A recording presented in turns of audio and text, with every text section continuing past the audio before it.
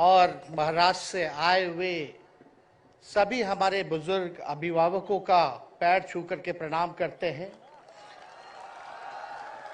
माताएं बहनों को नमस्कार करते हैं और अपने नौजवान युवा साथियों को यहीं से गले लगा करके का काम करते हैं। देखिए, आज मुंबई में अंतिम दिन भारत जोड़ो यात्रा का रहा है और सबसे पहले हम राहुल गांधी जी को दिल से धन्यवाद देते हैं कि पूरे देश में इन्होंने यात्रा किया, चाहे कश्मीर से कन्याकुमारी हो या पश्चिमी राज्यों से लेकर के हमारे नॉर्थ ईस्ट स्टेट से लेकर के हर जगह राहुल जी ने यात्रा की है और एक पैगाम, एक संदेश देने का काम किया है, जो कि आज के दौर में बहुत ही जरूरी है, प्रासंगिक है। आज एक तरफ जहां नफरत फैलाया जा रहा है, जहां टकरार की बात की जा रही है, जहां प्रोपेगेंडा किया जा रहा है, जहां देश के संवैधानिक संस्थानों को हाईजैक किया जा रहा है, अस्थाई सरकारों को, चुनी हुई सरकारों को, लोकतंत्र में मतदान जो आप लोगों ने किया वैसी सरकारों को खरीदा जा रहा है, ईडी सीबीआई के जरिए डरा करके तोड़ा जा रहा है, गिराया जा रहा है।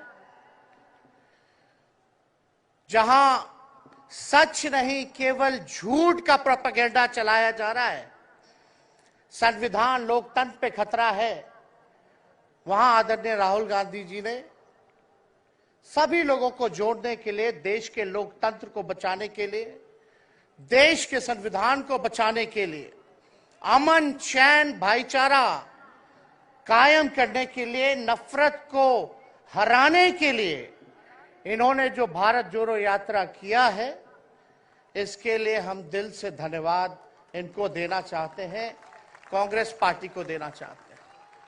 और यहां बैठे हुए सभी महागठबंधन और इंडिया अलायंस के जो भी हमारे नेता हैं, उनको भी हम धन्यवाद देते हैं कि इस दौर में जहां पूरी ताकतें लगाई गई हों, डराया जा रहा हो, लोगों को लालच दिया जा रहा हो, लेकिन हम सब लोग मिलकर के इस देश के संविधान और लोकतंत्र, भाईचारा और जो इस देश की खूबसूरती, डाइवर्सिटी है, उसको बचाने के लिए एकजुट हुए हैं। कोई मोदी जी को हराने के लिए नहीं, उस सोच को हराने के लिए जो देश को बांटना चाहती है, उसके लिए हम लोग एक हुए हैं। हमारी लड़ाई व्यक्तिगत मोदी जी से, अमित शाह जी से नहीं है। हम लोग तो हमेशा से उन विचारधारा के लोगों से लड़ाई लड़ने का काम किए हैं जिन्होंने हमेशा से, जिनका आजादी में कोई योगदान ना रहा हो, जो तिरंगा ना फहराए हो अपने दफ्तर पे, और आज कहते हैं वो देश के सबसे बड़े देशभक्त हैं। अरे, मेरा मानना है कि देश में सबसे बड़ा अगर अपना दुश्मन है तो बेरोजगारी है, महंगाई है, आज गरीबी है, वो सबसे बड़ा दुश्मन है। आज मुद्दे की बात नहीं होती। मोदी जी समुद्र के अंदर चले जाएंगे, कारपेट बिछा करके बैठ जाएंगे, उसकी चर्चा होती है, लेकिन किसान भाइयों का आय दुगुना का वादा किया था। जब हम लोग सवाल पूछते हैं, राहुल जी सवाल पूछते हैं, क्या हुआ 2 करोड़ रोजगार का, क्या हुआ 15-15 लाख का, तब ये गोदी मीडिया और भाजपा के कुछ लोग एनर्जी ड्रिंक पी करके हम लोगों को गाली देने का काम करते हैं। और पटना की जो रैली हुई, 10 लाख से भी ज्यादा लोग आए पटना में, जन विश्वास रैली हम लोगों ने किया और आज का जो जन सैलाब देकर के फिर से मीडिया के लोग और भाजपा के लोग एनर्जी ड्रिंक पीना पड़ेगा। अरे डरने वाले लोग नहीं है यहां, हम लोग लड़ने वाले हैं, अपने लिए नहीं आपके लिए लड़ने आए हैं, आपकी लड़ाई लड़नी है। इसलिए हम ये पैगाम लेकर के आए हैं लालू जी का। डॉक्टर के सलाह पे ज्यादा घूमने से मना किया गया है, लेकिन लालू जी अभी भी तैयार हैं मोदी जी का दवाई करने के लिए। उनको कितना भी सताया जाए, डराया जाए, उनका बाल पक गया इनसे लड़ते लड़ते, लेकिन वो डरे नहीं, झुके नहीं। आज महाराष्ट्र में, खास तौर पे बंबई में राहुल जी ने निमंत्रण दिया और हम लोग यहाँ आए हैं। और यहाँ बिहार के लोग भी काफी बड़ी तादाद में बसते हैं। हम रउआ लोग इनके भी कहते नहीं, बच के रहिए भाजपा के लोग से। ये लोग गोबर को भी हलवा दे करके परोस देता है, इतना झूठ बोलते हैं। हम तो पहले भी कई बार कहे, मोदी जी प्रधानमंत्री है ठीक है, लेकिन साथ ही साथ वो झूठ बोलने के फैक्ट्री भी है। मोदी जी झूठ बोलने के मैन्युफैक्चरर भी है, होलसेलर भी है और डिस्ट्रीब्यूटर भी है। ये उनका काम है। हम लोग सच्चे लोग हैं और सच्चे लोगों को कितना भी डराओगे, डरते नहीं, सांच को आंच क्या। इसलिए हम लोग लड़ेंगे। इनके गीदड़ भपकी से हम लोग डरने वाले हैं। आप बताओ, आप लोग डरोगे? लड़ाई लड़ोगे कि नहीं लड़ोगे? साथ दीजिएगा ना सबका। हम तो कहना चाहते, राहुल गांधी जी जो यात्रा किए, ये हो सकता है पहला चरण हो, लेकिन यात्रा तो हमेशा हम लोगों को करना पड़ेगा। चाहे सत्ता में आए या ना आए, हमको जनता के बीच उनके सुख का दुख दर्द का भागीदार बनना पड़ेगा। हमेशा जनता के बीच रहना होगा, क्योंकि इन लोगों ने इतना नफरत फैलाया, इतना नफरत फैलाया है, आपस में इतना भेदभाव करा दिया है कि आज सोचना पड़ेगा कि इस भेदभाव और नफरत को मिटाने में कितने साल लगेंगे।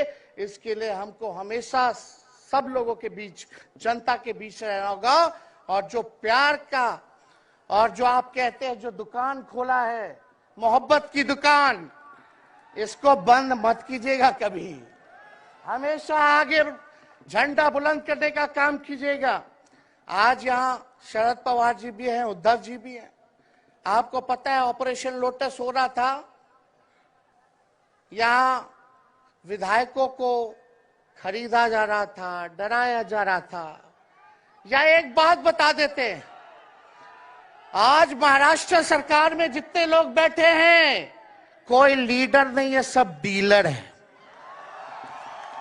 शरद जी के नाम पे, एनसीपी के नाम पे वोट लेंगे, भाजपा से डीलिंग कर लेंगे। राहुल गांधी जी के नाम पे वोट लेंगे, भाजपा से डीलिंग कर लेंगे। शिवसेना उद्धव जी के नाम पे वोट लेंगे, भाजपा से डीलिंग कर लेंगे।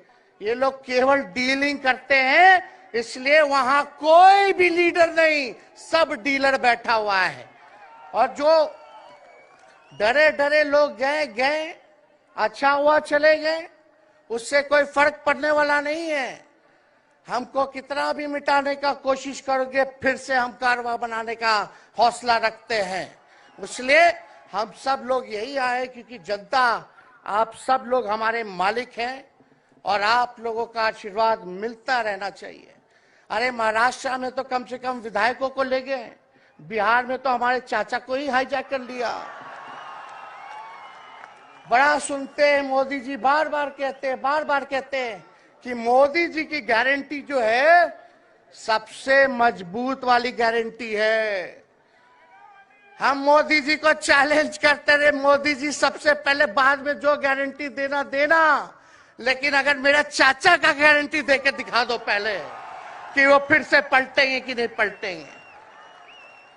तो हम लोग, चलो बिहार में चाचा जी गए तो गए, हमारी शुभकामनाएं, बड़े हैं, अभिभावक हैं, लेकिन वहां जो आवाम का ताकत मिल रहा है, राहुल जी आए थे, सब लोग आए थे, जो प्यार मिल रहा है, वो हम इतना आप लोगों को कह सकते हैं कि बिहार में भाजपा जो भी सोचती हो, सर्वे वाले कुछ भी दिखाते हो, गोदी मीडिया के लोग, लेकिन बिहार में इस बार चौंकाने वाला रिजल्ट हम ला करके देने का काम करेंगे।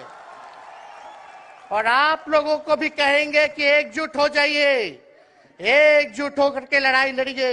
ये मोदी जी क्या बोलते हैं, 2 करोड़, हम मोदी जी को चैलेंज करके बोलते हैं, 17 महीने केवल डिप्टी सीएम हम बिहार के रहे, 5 लाख लोगों को सरकारी नौकरी दिया। मोदी जी अपने 10 साल में भी 5 लाख क्या कितना नौकरी दिए ये बता नहीं सकते। चैलेंज देते हैं, कितना सरकारी नौकरी दिया। सबसे ज्यादा बहाली रेलवे का आता था, सब चीज प्राइवेटाइज कर दिया गया, खत्म कर दिया गया। आर्मी में आता था, उसको जो है क्या किया आप सब लोग जानते हैं, कॉन्ट्रैक्ट पे सारा चीज कर दिया गया। तो इसलिए आप सब लोगों का प्यार मिलता रहे। ज्यादा समय हम नहीं लेंगे।